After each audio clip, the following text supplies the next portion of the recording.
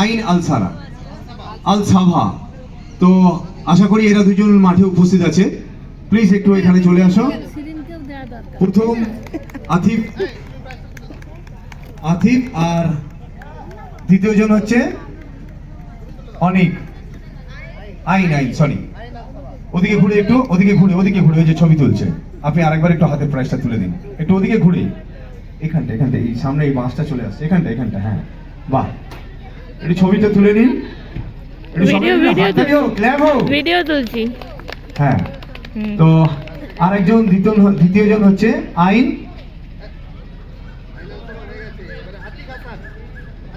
আতিক হাসান, ঘুরে যাও একবার জোরে হাততালি।